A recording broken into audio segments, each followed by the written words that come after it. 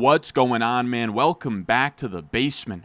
I'm Ron, and this year, wide receivers are getting drafted as early as ever in your fantasy leagues. Right now, over on Sleeper ADP, 8 of the top 12 players are wide receivers, which means when we're drafting these wide receivers early and in the first round, it is as important as ever that we are drafting the correct ones. Because last year, if you took Jamarr Chase or Kupp, you likely sunk your team with those picks. But if you took a CeeDee Lamb or an Amon-Ra St. Brown, you probably not only made the playoffs, but had a very good chance of winning your league.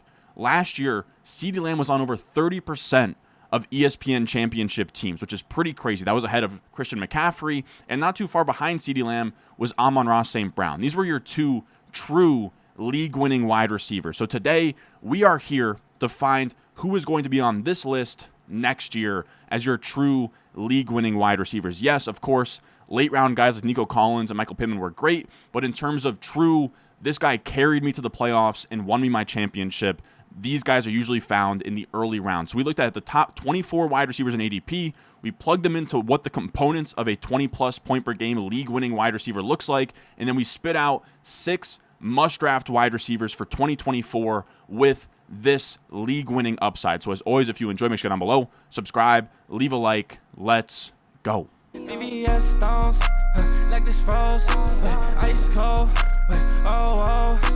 ice around my body like I'm frozen, she gon' let me. Now, of course, before we talk about the wide receivers themselves, we have to talk through some setup. First of all, I do want to talk about wide receiver versus running back scoring and why wide receivers are going so early and why it's so important that we put a lot of emphasis on the wide receivers we're taking early. Because as you saw last year, even in McCaffrey's monster season, over on championship rosters with ESPN, CeeDee Lamb and Amon-Ra St. Brown beat out McCaffrey despite scoring less points per game. And I think that's probably just their weekly upside, what it means in terms of full PPR and like wide receivers and flex spots. And then also, when we look at historical scoring, this was crazy to me. I looked at the last 5 years, so 2019 to 2023, and then 2014 to 2018. And I sectioned up 20-plus point per game seasons for running backs and wide receivers for 20-plus points per game, then 22, and then we did 25, and then it took all the way to 26-plus points per game for running back to get an edge over wide receivers over the last 5 years. But that's completely different than what we saw from 2014 to 2018, where there were 20-plus point per game seasons for running backs to 17, and running backs had the edge across the board. Now, that is no longer. We have had 15 20-plus point per game seasons for wide receivers over the last 5 years to just 11 for running backs. Last year, we had 4 for wide receivers, 2 for running backs. So this is, to me, what a league-winning wide receiver is. Once we get to this 20-plus point per game area, running backs, as of recently, the last 5 years, have not kept up. So what that takes us to is the Google Sheets, where I found the last 31 wide receivers to hit 20-plus points per game over the last 10 years. And what that gives us is this list.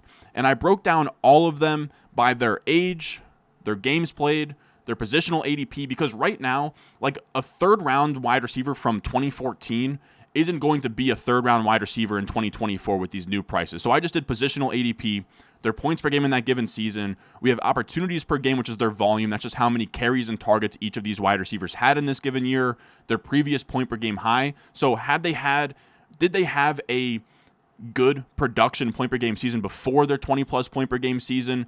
Then we have efficiency.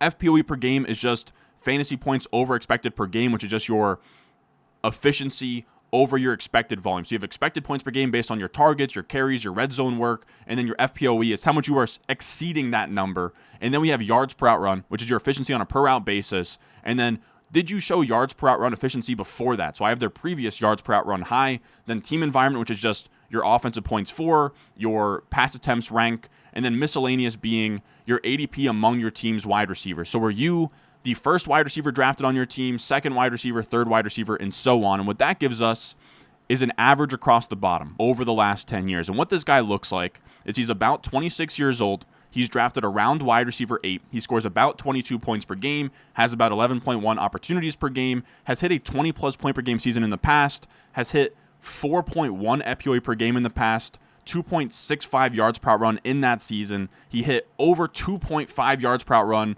previously, and then in a top 10 scoring offense-ish, top 12 in pass attempts, and was the wide receiver 1 by ADP. So then I found the components of a league-winning 20-plus point per game wide receiver. These are the statistics and categories and thresholds that 80% or more of these wide receivers hit since 2014. 100% of them were 31 years old or younger. It seemed to me that age wasn't a huge deal. Like last year, Keenan Allen hit 20-plus points per game despite being 31.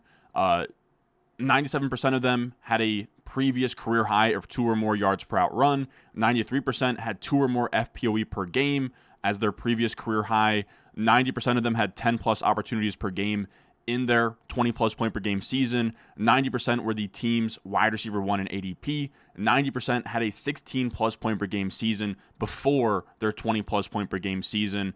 87% were drafted inside of the top 24 wide receivers by ADP. 87% were in top 15 scoring offenses, and 81% were in top 16 pass attempt offenses. Now, what that gives us is a loaded screenshot here. Now, before we even talk about a single player, we applied all of this to the top 24 wide receivers in sleeper ADP, and then we broke it down by round. This is round 1, and there's a lot going on here. Pretty much for each criteria, I filled it in for each player. You're going to see that there's 3 asterisks here. If it has 1 asterisk, I used Mike Clay's projection. So that's how I found if a player could get 10 or more opportunities per game this year. And then same thing with pass attempts. He has pass attempts per game for every single team, and I found the rank that he has them at for pass attempts. Then for top 15 scoring offense, I went to @ConnorAllen NFL. He has a really good thread where he looked at Vegas spreads and then could find where Vegas has teams projected in terms of points, and I used that for the offensive environments. And what that gives us is a layout of the components for each and every single wide receiver in the top 24. Now, we then have our simple total and our weighted total. And I pretty much put together a score for how many components you hit. If you hit one of the components, you get a green box. If you just barely missed it, I give you a yellow box. If you missed it, you get a white box. And that simple total is just if you got a green box, that's a 1. And if you got a yellow box, that's a 0.5. And if you got a white, that's 0, right? So for CeeDee Lamb, he gets all of them. That's 9. For A.J. Brown, he gets 1, 2, 3. Then it's yellow. That's 3.5, 4.5, 5.5, 6.5, 7.5. Now, it's a bit more confusing with the weighted total, but the weighted total is just to weight the percentages. So 31 years old or younger, that gives you 10.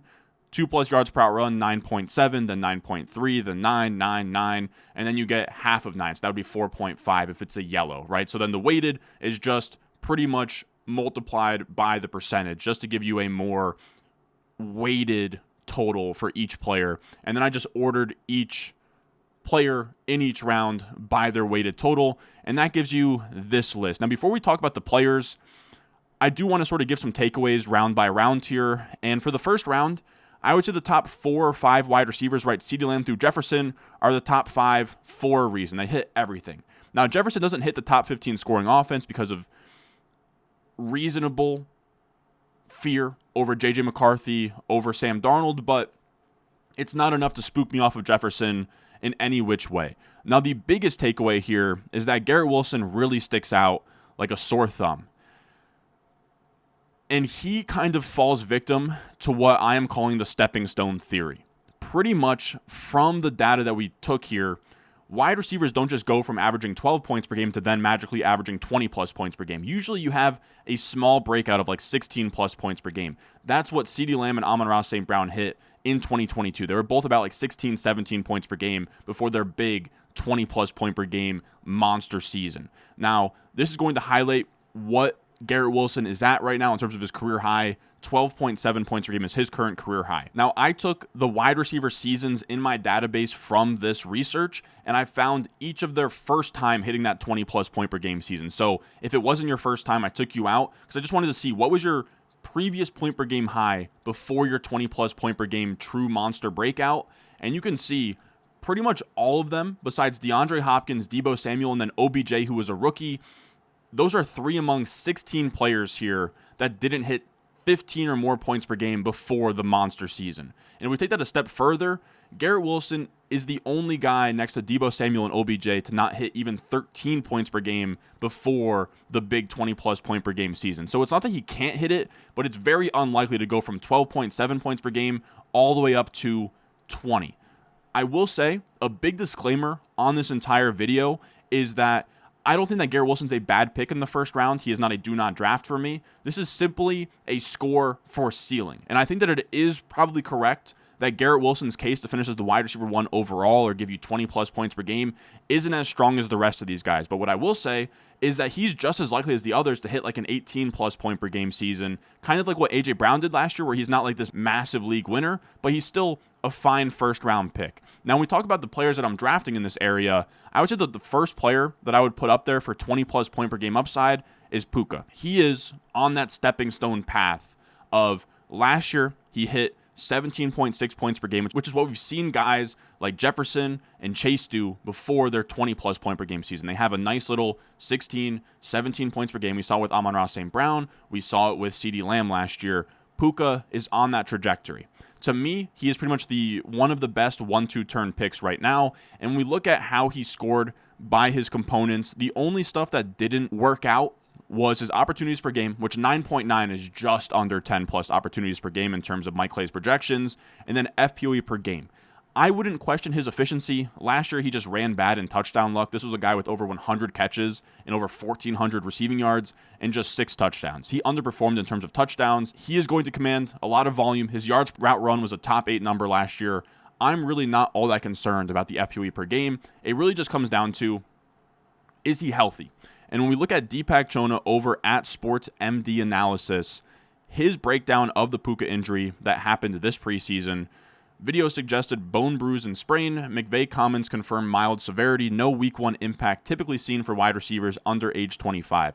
I think it's like some swelling, and like I've heard it's like a drainage situation. He should be good to go. It's something to monitor, but as long as he's good for week 1 and there's no setbacks, to me, he is the first candidate to have that 20 plus point per game upside. That's not obvious, right? The top 5 is pretty obvious. I will throw in Jamarr Chase, though. He is probably my most obvious candidate here, but I wanted to throw him in because he was pretty bad last year. If you drafted him like 102, you didn't feel good about it, but he has everything lined up this year. Age, yards per run, FPOE per game, opportunities, team's wide receiver 1. He's hit 20 plus points per game in the past.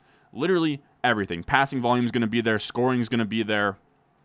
This could set up to be the start of like a Jamarr Chase prime, and I could be talked into drafting him as high as like the 104. So Jamarr Chase very much wheels up. He'll be our second must-draft wide receiver here, but I don't need to spend a ton of time on a guy you guys already know about. Now, after that, let's look at the second-round wide receivers. And this one is a little bit tougher, all right? I don't have a single must-draft wide receiver candidate in the second round, and my biggest takeaway here, I want to be prioritizing running backs, especially in home leagues, in this second round. You're not going to get as punished later on if you don't just take a wide receiver here, like on underdog or high stakes.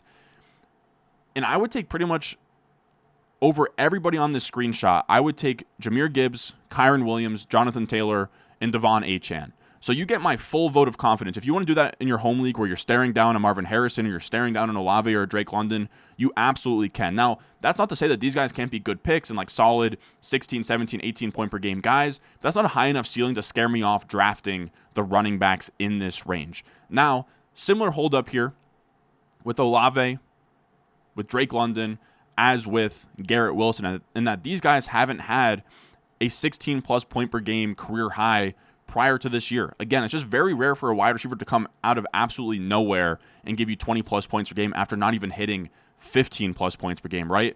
Olave's at 14.5. London's at 10.9. It would be the lowest on the entire list, Drake London. I know a lot of people are pretty squeamish about the idea of drafting Drake London in the second round. This would be fuel for that. And then on top of that, Marvin Harrison Jr. would have to be Odell Beckham Jr. to hit 20 plus points per game. I think that he could be a fine pick, but to be a 20 plus point per game, like true league winner, I think it would be very difficult for Marvin Harrison Jr. I will throw out there, though, I almost put Devontae Adams on this list. I'm just a bit spooked on how bad the quarterback play could be. Him being past the age 31 number. He could certainly hit 20 plus points per game, but I'm not going to plant my flag on it. And then same thing with Mike Evans. I will say, though, Mike Evans hasn't hit 20 plus points per game in PPR in his entire career. I doubt he would do it for the first time this year, but he's probably a very much like solid 2-3 turn pick this year in fantasy. And then that brings us to our third round, which is where things get juicy. I actually combined together third and fourth, because some of these guys go in the third round on Sleeper, or like the fourth round on Sleeper, but like third round other places. And my biggest takeaway here is that this is where I want to hammer wide receivers. Once Pacheco and Etienne are off the board, I am hammering wide receivers over your Josh Jacobs and Rashad Whites in this round 3 to 4 range, especially in your home leagues. There's a lot of good candidates here. To me, the poster boy for this video will likely be on the thumbnail is Nico Collins. You guys have seen, we have done 2 high-stakes $350 drafts so far. I have drafted Nico Collins in both of them. I will say as well, shout out to the streams. We stream every single night from now through kickoff. So if you want to hop in, see me draft live high-stakes teams, want to see me draft underdog teams, you can check that all out. I stream every single night, and I make sure to schedule it like an hour before I stream, but it usually takes place sometime between like 7 to 10 p.m. Eastern in a given day. Now, when we look at Nico Collins, he has everything. 25 years old, already has a season over 2 yards per out run, hits FPOE per game, is the team's wide receiver 1 in ADP, has already hit 16-plus points per game. He's drafted inside the top 24. His offense is going to be top 10 in scoring, 6th most pass attempts per Mike Clay, and he has one of the highest scores across this entire research. The only thing he doesn't have is projectable volume with just 7.9 opportunities per game. But that's not going to spook me off of him. This is a guy who had a 26% target per out run last year, which was really good. That was ahead of Garrett Wilson and Chris Olave, who are seen as huge target earners. He also had more points per game in his games with Tank Dell than without Tank Dell. So just because it's a crowded wide receiver room with Stephon Diggs and Tank Dell, that's not going to spook me off of Nico Collins, because to me, it's already priced in. I would be fine if they didn't trade for Stephon Diggs, taking Nico Collins as high as like 112, 201. So now that you can get him at like the 2-3 turn, to me, I'm all over that. And again, I get that it's crowded. I get that Diggs is there. I get that Tank Dell is there. But this isn't a Giants situation or the Steelers or the Raiders. This is CJ Stroud, who could lead the entire NFL in all passing categories. So for me, I think that there's going to be plenty to go around. And Nico Collins is the entrenched number 1 X-wide receiver focal point, whereas Tank Dell and Stephon Diggs are more of your slot flankers, kind of eating into each other's role. Nico is very much established. Last year, he hit that stepping stone season of 17.4 points per game, and that, even if he just did that, 17.4 points per game is still amazing for a third-round pick, but I think he has the upside to do more than that. This is a guy who was legitimately one of the best wide receivers in the NFL last year. If we look at reception perception, shout out to Matt Harmon, 94th percentile versus man, 96th percentile versus press. 2 really good scores. And in terms of yards per out run, he became the youngest wide receiver over the last 10 seasons to run over 300 routes and have over a 3 yards per out run. He joins Brandon Ayuk, Julio Jones, Cooper Kupp, and Tyreek Hill. That's the kind of year that he had last year on a per route basis. So for me, I would take him as early as the early second. I will not be fading a wide receiver for having good teammates when his quarterback is CJ Stroud. Nico Collins is too good at football. The upside is there. The floor is there. He already produced next to Tank Dell. I think it's just the beginning of what's more to come here. CJ Stroud last year only had like 23 touchdowns. If that goes up to like 35 in a massive ceiling season where he's like fighting for an MVP, then Nico Collins is going to absolutely smash this year. And I'll even give a shout out to Stephon Diggs. He's not on my must draft list here, but when we look at the third round, he scores really well too, where if you think that he's going to outproduce Nico Collins, then you can draft him as well. Now, our 4th receiver here is going to be Cooper Kupp. And this one's pretty simple. We just saw him before he got injured in 2023. In 2022 and 2021, he already had that 20-plus point per game upside. Now, yes, the injury issues are there. You could call him injury prone if you'd like to. He's only played, I think, like 20 or so games of a possible like 30-something. It's been really brutal the last couple of years, but that's priced in. You're getting him in like the 3rd and 4th round in a lot of these home leagues, and I'm probably fine taking on that risk when we know what the upside can be. For now, it seems like he's 100% healthy heading into 2024. His injuries are behind him, and if we go into the preseason in week 1 and there's no chatter about Cooper Kupp having an injury or a hamstring pull, I think he's absolutely fine as early as like the 2-3 turn in your fantasy drafts. This is somebody who could be the focal point of a Rams offense that should be really good.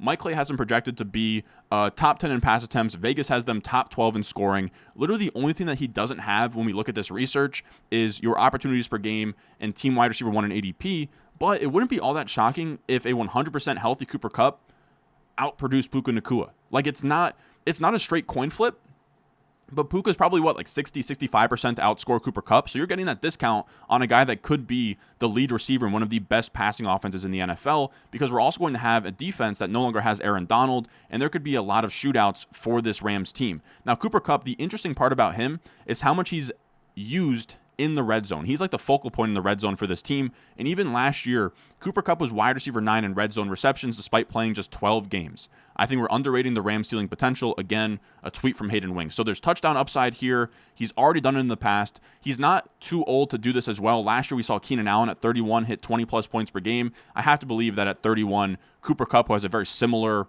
technician-type game, could do it as well. It just comes down to health. And to me, I don't understand why Davante Adams is like a full round more expensive than Cooper Kupp. Now, our 5th must-draft receiver with 20-plus point per game upside, I would put DJ Moore here. Now, these last two are more flyer bets. All right, these guys are certainly not favorites to hit 20-plus points per game, but I like them as outside shots here. With DJ Moore in this research, the only thing that he doesn't hit is passing volume, which I disagree with, and we'll actually show here. They get a new OC in Shane Waldron, the Chicago offense, and over his last 3 years as the Seahawks OC, they had the 10th highest neutral pass rate and tied for the 5th highest neutral pace. So this is a coordinator that's going to run no huddle, up the tempo, pass the ball. I think that number is based on Caleb Williams being a rookie quarterback, but I just don't buy it. I really do think that they're going to air it out early on with Caleb Williams. He might just be that good. And that's kind of what you're betting on with the ceiling case for DJ Moore, but I'm very much fine with that. And the reason why I almost had Justin Fields there is because last year with Justin Fields, DJ Moore had 96 catches, 1,300 yards, and 8 touchdowns. They were bottom 6 in pass attempts and passing yards. Caleb Williams is going to come in. We're going to have more volume. We're going to have more passing yards, more touchdowns. And so as much as a crowded room, like with Nico Collins, right, you're going to have Keenan Allen. You're going to have Rome Odunze. As much as the crowded wide receiver room isn't great for DJ Moore, whatever is getting offset by them, the entire offense is going to have more pass attempts. So yes, the percentage of his pie will go down, but the overall pie is going to get bigger because we're going to have an actual quarterback who's not scrambling on a lot of dropbacks or taking sacks and actually throwing the ball. Now, with DJ Moore, he's already had that stepping stone season we talked about. Last year, 16.9 points per game. It wouldn't be shocking at all that if Caleb Williams comes in and is a guy right away like CJ Stroud last year, that we could see DJ Moore take another step into that 20-plus points per game as the focal point of this passing offense for Shane Waldron. Now, our last player here that I wanted to talk about was DK Metcalf. And he's a sneaky one, man. I've been really coming around on him potentially having like a real league-winning season. I think that he's kind of, brushed aside as just a run-of-the-mill wide receiver too. When we kind of forget how high everyone was on DK Metcalf coming into his 3rd year, people had him in a conversation with guys like A.J. Brown at the top of the position for wide receivers, and we've had some bad years, some down years with quarterback play, and some good years as well, but nothing that's been as good as his 2nd season was, and I do think that this year could be the year for it. We look at the criteria that he hit for the components of a league-winning wide receiver. Age he hits. Previous season of 2+ yards per out run. He actually hit 2+ yards per out run as recent as last season. It was his 2nd 2+ yards per out run season, so he's already kind of on the upward trajectory. He's hit FPOE per game 2+ before. He's his team's wide receiver 1. He's already hit 16+ points per game. And this offense isn't quite top 15 in scoring, but it's 19th. I think that that's not too far off. And then top 16 in pass attempts. I think that it could get there with this new offensive coordinator, Ryan Grubb, Washington's OC last year. This is a really good tweet from Hayden Wings, where if we look at what Washington did in terms of pass rate and then deep pass rate last year, they were all the way to the right and up. They passed the ball a ton, and they threw deep, which is the perfect marriage between DK Metcalf, Ryan Grubb, and Geno Smith, where Geno Smith has been top 10 in PFF passing grade on throws over 20-plus yards over the last 2 years, and DK Metcalf led all Seahawks receivers last year in ADOT at 14 yards downfield. So now you have a OC who wants to pass the ball and chuck it deep.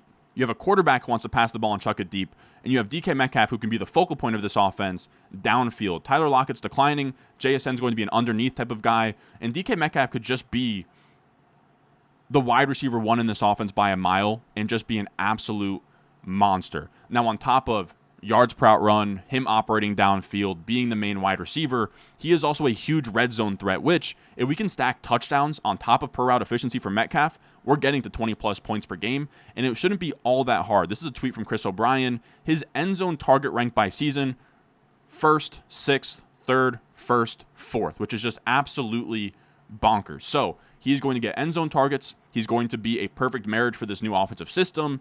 And I think that he's just somebody that's probably slept on this year, where I think that he has a lot of upside, and then he also has a pretty high floor of what this offense can be. I think Geno Smith will bounce back after being banged up last season. So that is going to do it for us today.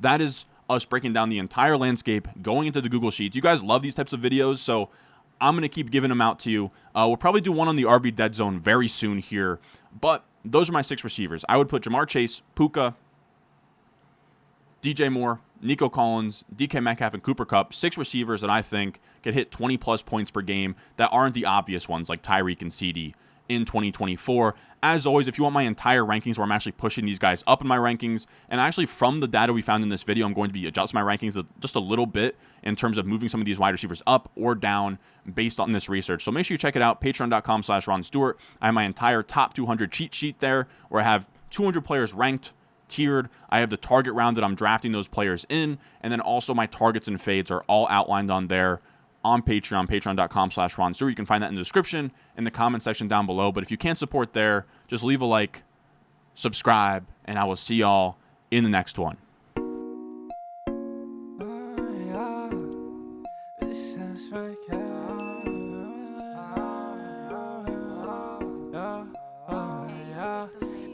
Stones, like this froze, ice cold.